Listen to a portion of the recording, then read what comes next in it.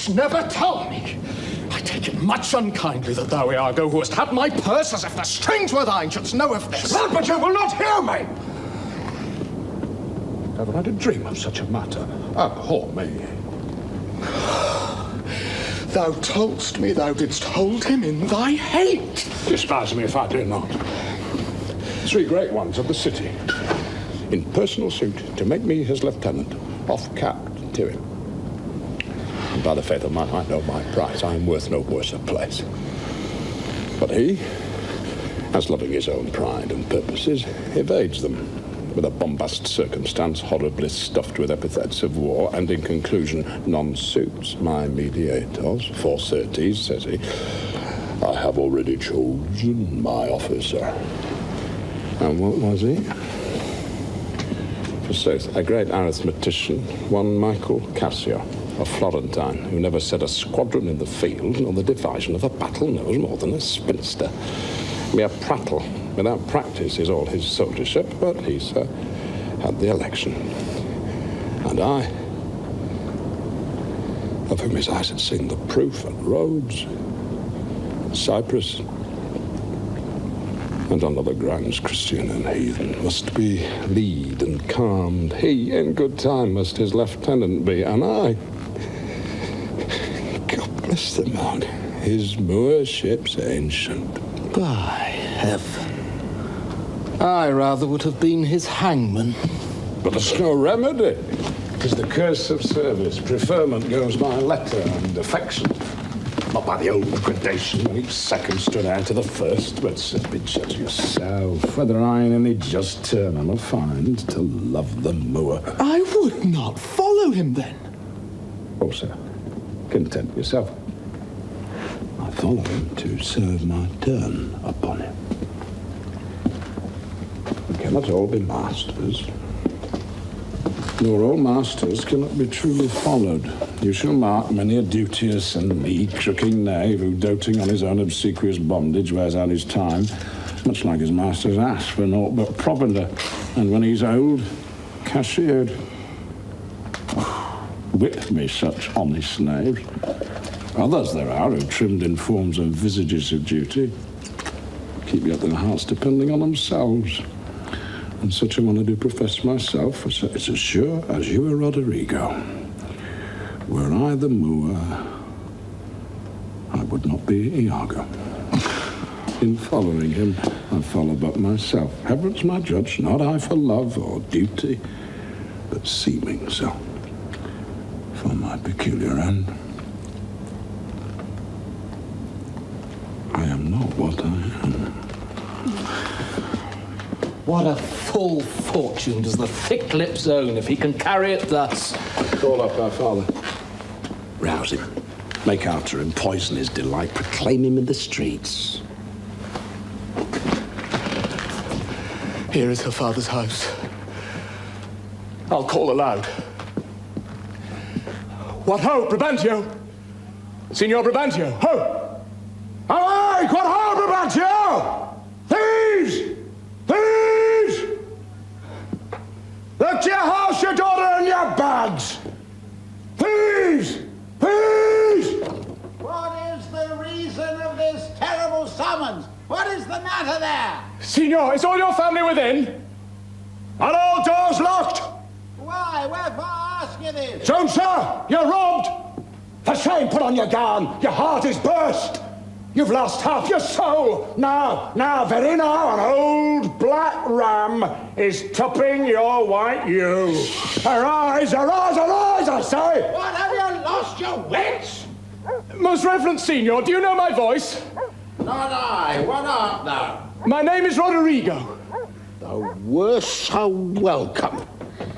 I've charged thee not to halt about my doors. In honest plainness, thou'st heard me say, my daughter is not for thee. And now, in madness, being full of supper and distempering draughts, upon malicious knavery dost thou come to start my choir. Patience, good sir. What tell'st thou me of robbing? This is Venice.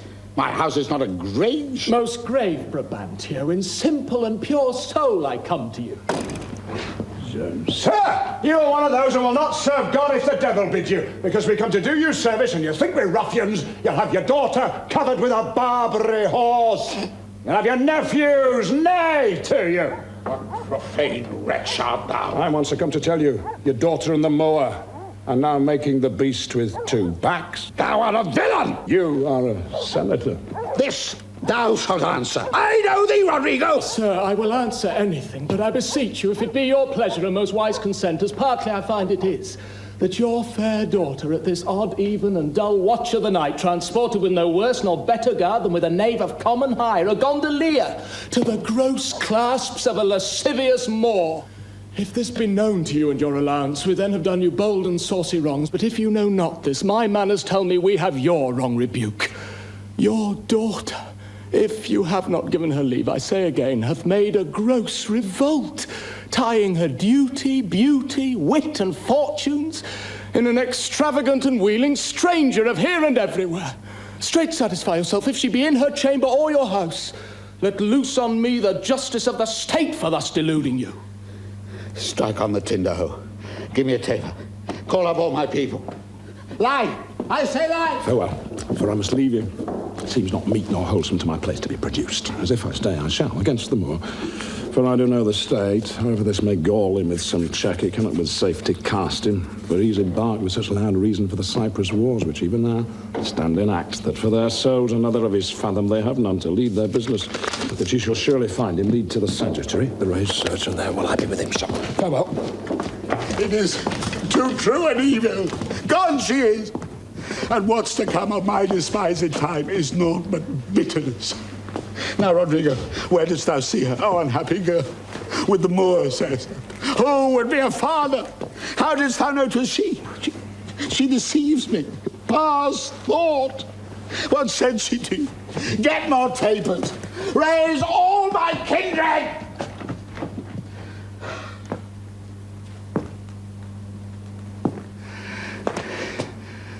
Are they married, think you? Truly, I think they are. Oh, heaven. How got she out?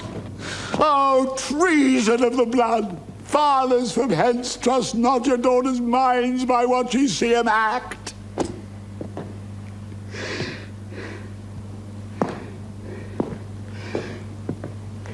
Is there not charms by which the property of youth and maidhood may be abused? Have you not read, Roderigo, of some such thing? I have, sir. Call up my brother. Oh, that you had had her. Some one way, some another. Do you know where we may apprehend her and the Moor? I think I can discover him if you please to get good guard and go along with me. Pray lead me on. Go get your weapons up and raise some special officers of night. On, good Roderigo. I deserve your pains.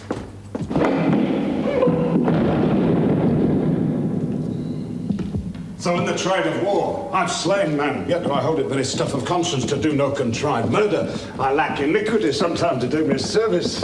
9 or 10 times I thought of yerked him here, out of the ribs. As better as it is. But I pray, sir, are you fast married? For be sure of this, that the Magnifico is much beloved, and hath in his effect a voice potential as double as the Duke's. He will divorce you. Let him do his spite. My services which I have done the signory shall out-tongue his complaints. 'Tis yet to know which when I know that boasting is an honor I shall promulgate. I fetch my life and being from men of royal height, and my demerits may speak unbonneted to as proud a fortune as this that I have reached. For no, Iago, but that I love the gentle Desdemona, I would not my unhoused free condition put into circumscription and confine for the sea's worth. But look, what lights come yonder? It is the raised father and his friends who will best go in. Not I. I must be found. My parts, my title, and my perfect soul shall manifest me rightly. Is it they? By Janus, I think no. The servant of the Duke and my lieutenant. The goodness of the night upon you, friends.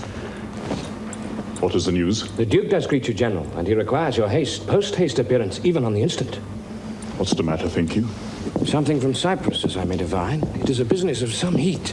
The galleys have sent about a dozen secret messengers this very night at one another's heels, and many of the consuls raised and met are at the Duke's already.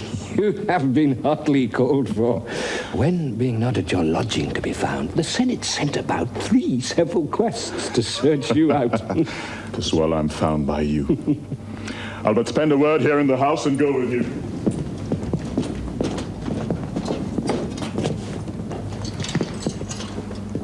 Ancient, what makes he here? Faith, he hath tonight boarded a land carrack. If it prove lawful prize, he is made forever. I do not understand. He's married. To who? Married to... Come, Captain. Will you go? How with you? Signor, it is the law. Down with him! Thief! Yo!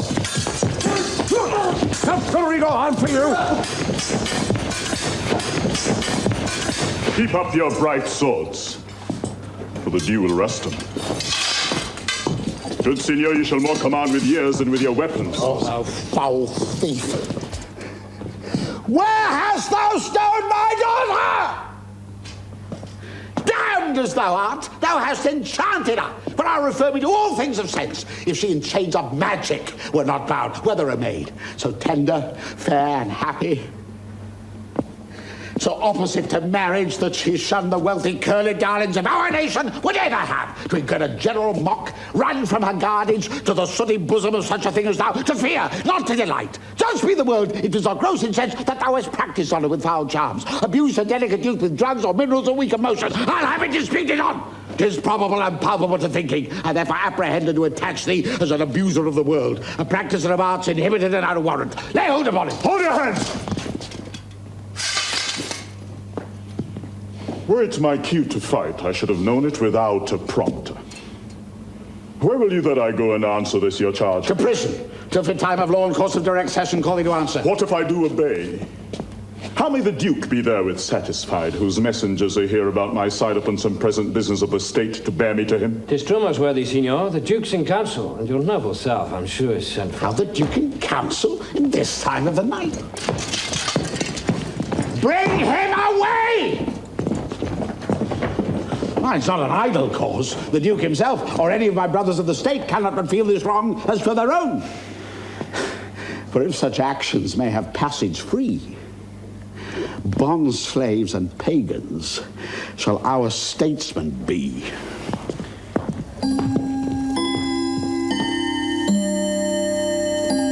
There is no composition in these news that gives them credit.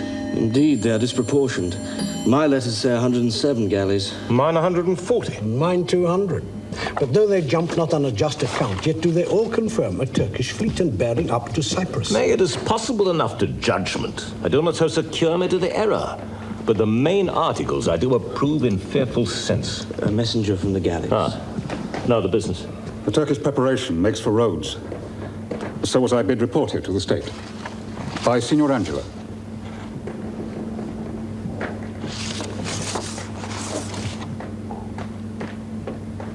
How say you by this change? This cannot be by no save reason.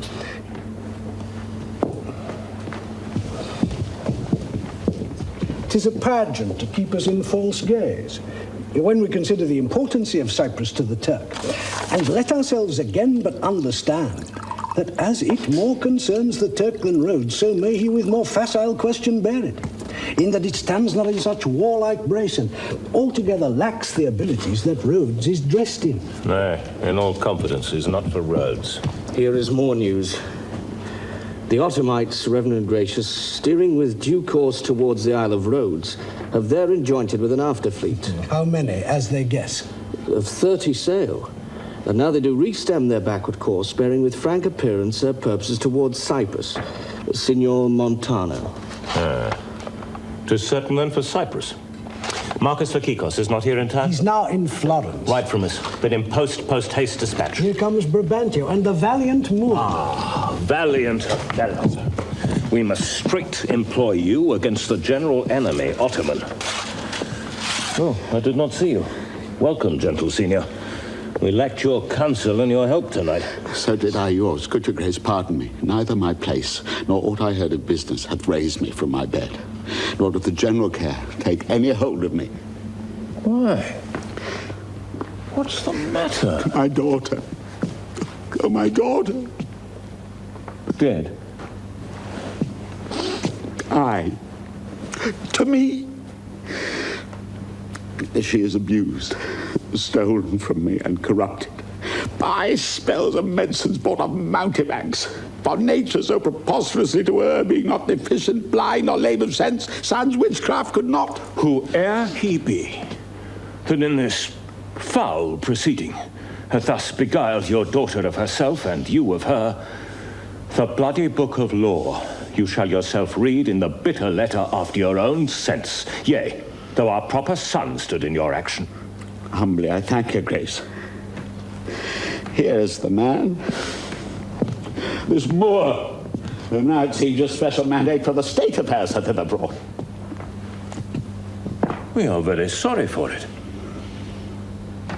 What in your own part can you say to this? Nothing but this is so.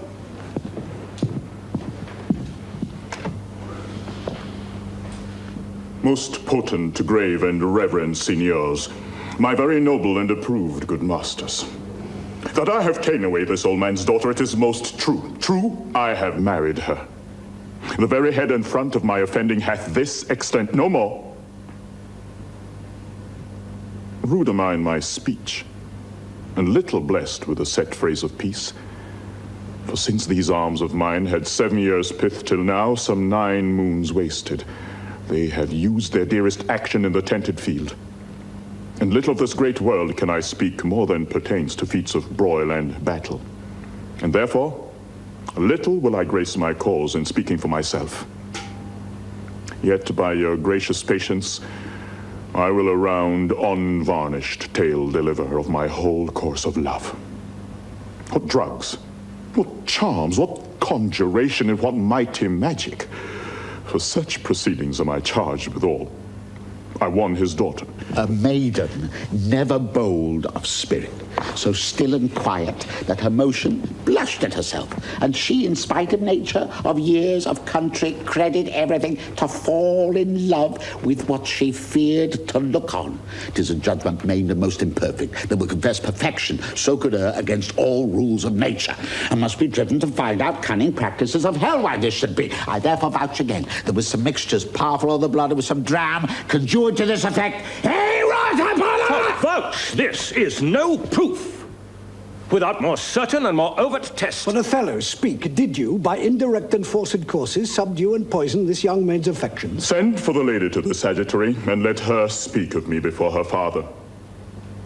If you do find me foul in her report, the trust, the office I do hold of you not only take away, but let your sentence even fall upon my life. Fetch Desdemona hither. Ancient, conduct them. You best know the place. Until she come, so justly to your grave ears I'll present how I did thrive in this fair lady's love, and she in mine. Say it, Othello.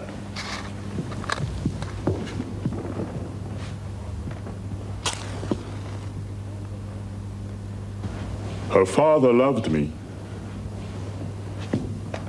oft invited me, still questioned me the story of my life from year to year, the battles, sieges, fortunes I had passed.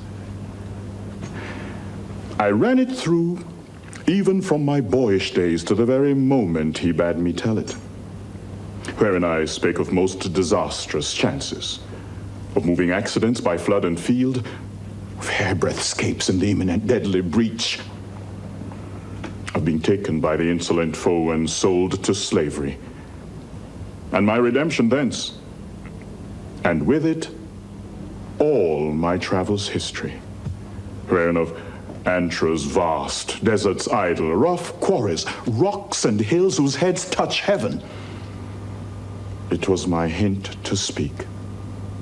Such was the process. And of the cannibals that each other eat, the anthropophagi, and men whose heads do grow beneath their shoulders. This to hear would Desdemona seriously incline. But still the house affairs would draw her thence, and ever as she could with haste dispatch, she'd come again, and with a greedy ear devour up my discourse, which I observing took once a pliant hour, and found good means to draw from her a prayer of earnest heart, that I would all my pilgrimage dilate. Whereof by parcels she'd something heard, but not intentively. I did consent, and often did beguile her of her tears when I did speak of some distressed stroke that my youth suffered. My story being done, she gave me for my pains a world of sighs. She swore i' faith 'twas strange, 'twas passing strange, 'twas pitiful, 'twas wondrous pitiful. She wished she had not heard it, yet she wished that heaven had made her such a man. She thanked me, and bade me if I knew a friend that loved her, I should but teach him to tell my story, and that would woo her.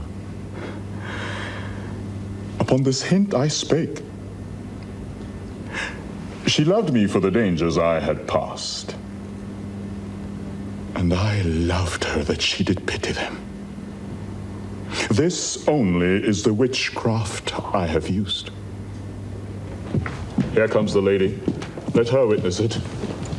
I think this tale would win my daughter, too. Good brabantio. Take up this mangled matter at the best. Men do their broken weapons rather use than their bare hands. I pray you, hear her speak. If she confess that she was half the wooer, destruction on my head, if my bad blame light on the man. Come hither, gentle mistress.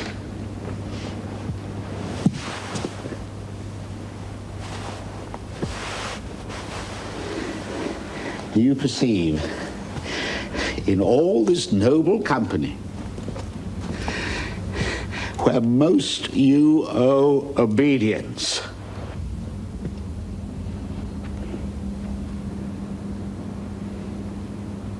my noble father, I do perceive here a divided duty. To you I am bound for life and education. My life and education both do learn me how to respect you. You are lord of all my duty. I am hitherto your daughter. But here's my husband. And so much duty as my mother showed to you, preferring you before her father. So much I challenge that I may profess due to the Moor. My lord,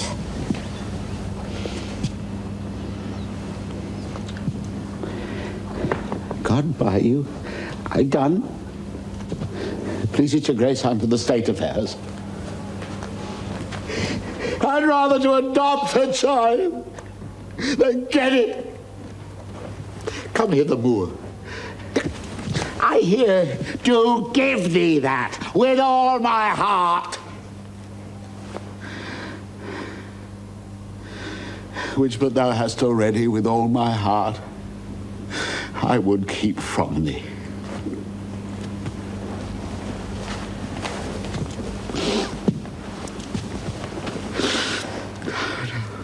For thy sake, jewel, I'm glad in soul I have no other child, for thy escape would teach me tyranny.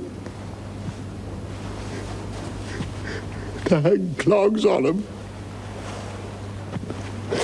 I'm done, my lord. Let me speak like yourself, and lay a sentence which as a grise or step may help these lovers into your favor. When remedies are past, the griefs are ended by seeing the worst which late on hopes depended. To mourn a mischief that is past and gone is the next way to draw more mischief on. The robbed that smiles steals something from the thief. He robs himself that spends a bootless grief. So let the Turk of Cyprus us beguile. We lose it not, so long as we can smile. He bears the sentence well, that nothing bears but the free comfort which from thence he hears. But words are words. I never yet did hear that the bruised heart was pierced through the ear. Beseech you now to the affairs of state. The Turk, with most mighty preparation, makes for Cyprus. Othello, the fortitude of the place is best known to you. You must therefore be content to slubber the gloss of your new fortunes with this more stubborn and boisterous expedition.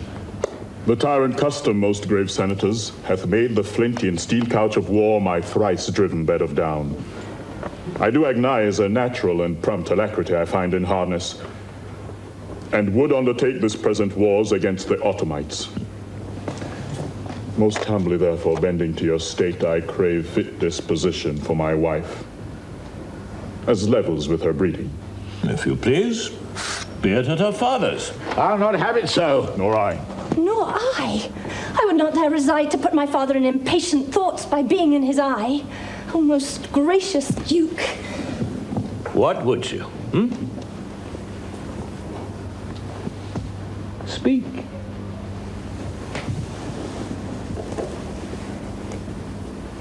But I did love the Moor to live with him.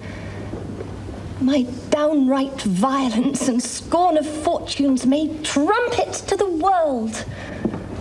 My heart subdued, even to the utmost pleasure of my lord. I saw Othello's visage in his mind, and to his honours and his valiant parts did I my soul and fortunes consecrate. So that, dear lords, if I be left behind a moth of peace and he go to war, the rights for which I love him are bereft me, and I a heavy interim shall support by his dear absence. Let me go with him. Your voices, lords, beseech you let her will have a free way. I therefore beg it not to please the palate of my appetite, but to be free and bounteous of her mind. And heaven defend your good souls that you think I will your serious and great business scant, for she is with me. No. When light-winged toys and feathered Cupid foils with wanton dullness my speculative and active instruments, let housewives make a skillet of my helm. Be it as you shall privately determine, either for stay or going. The affair cries haste, you must hence tonight. Tonight, my lord! This night, with all my heart. At 10 in the morning, here we'll meet again. Othello, leave some officer behind, and he shall our commission bring to you, with such things else of quality and respect as doth concern you. Please your grace, my ancient. A man he is of honesty and trust. To his conveyance I assign my wife. Good night to everyone. And noble senior, if virtue no delighted beauty lack, your son-in-law is far more fair than black. Adieu, brave Moor. Use Desdemona well.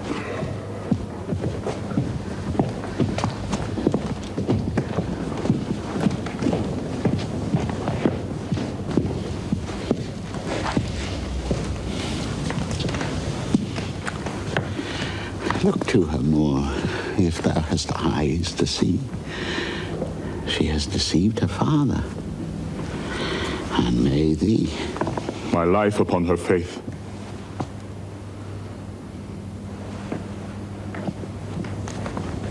Honest Iago, my Desdemona must I leave to thee. I prithee let thy wife attend on her and bring her after in the best advantage. Come, Desdemona. I have but an hour of love, of worldly matters and direction to spend with thee. We must obey the time.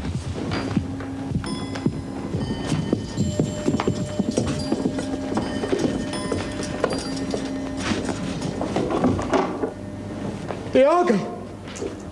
What sayest thou, noble heart? What will I do, thinkst thou? Well, go to bed and sleep. I will incontinently drown myself. Well, if thou dost, I'll never love thee after it. Why, thou silly gentleman. It is silliness to live, when to live is a torment. Then we have a prescription to die when death is our physician.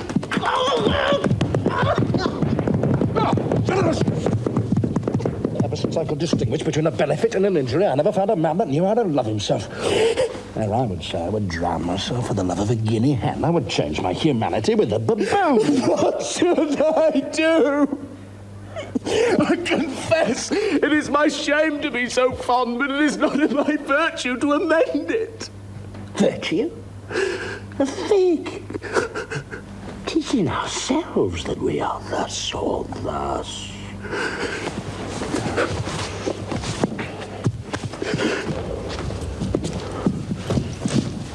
Our bodies are gardens, to the which our wills are gardeners, so that if we will plant nettles, sow lettuce, sow hyssop, or weed up thyme, supply it with one gender of herbs, or distract it with many, why, the power and the corrigible authority of this lies in our wills. If the balance of our lives had not one scale of reason to poise another of sensuality, the blood and basins of our natures would conduct us to most preposterous conclusions. But we have reason to cool our raging motions, our carnal stings, our unbitted lusts, whereof I take this that you call love to be a sect or science. It cannot be. It is. Merely a lust of the blood and a permission of the will. Come, be a man. Drown myself? Drown cats and blind puppies. I have professed me thy friend, And I confess me knit to thy deserving with cables of perdurable toughness. I could never better stead thee than now. Put money in your purse. Follow these wars.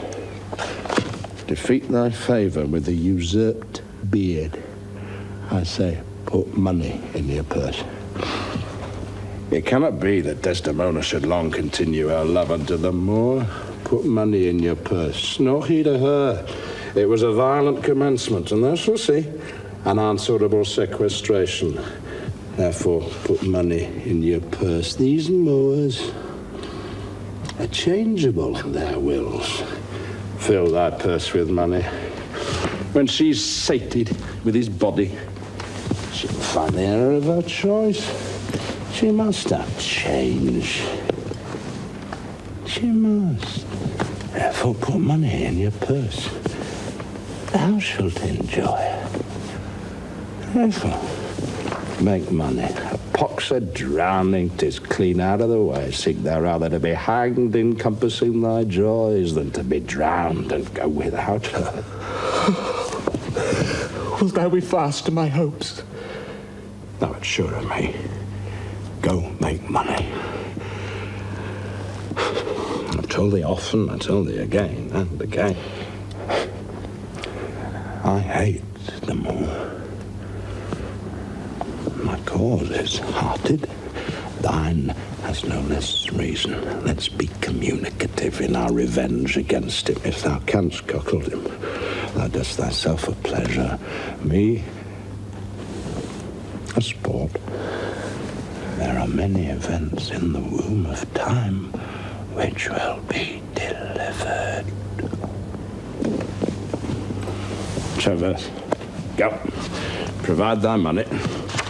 We'll have more of this tomorrow. Where shall we meet in the morning? At my lodging. I'll be with thee betimes. Go to. Farewell. And you hear, Roderigo? What sayest thou? No more a drowning, do you hear? I'm changed.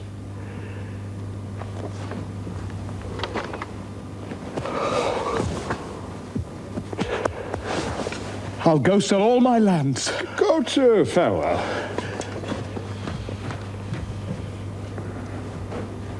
Put money enough in your purse.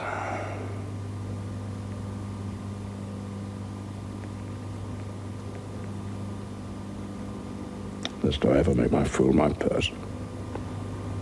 For I mine own gain knowledge should profane if I would time expend with such a snipe, but for my sport and profit.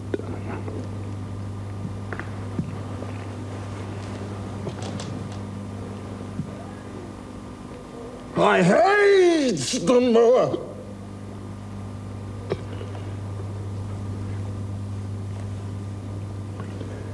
And 'tis thought abroad that twixt my sheets he's done my office. I know not if it be true, yet I for mere suspicion in that kind will do as if for surety. He holds me well, the better shall my purpose work on him. Cassio is a proper man. See, to get his place and to make up my will. A double knavery. How?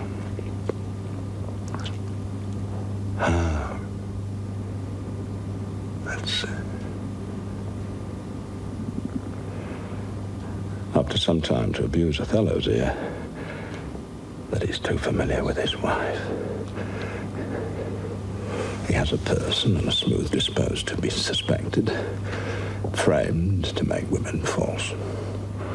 The Moor is of a free and open nature that thinks men honest, but seem to be so. And will as tenderly be led by the nose as asses are. I have it, it's engendered. Hell and night must bring this monstrous birth to the world's light.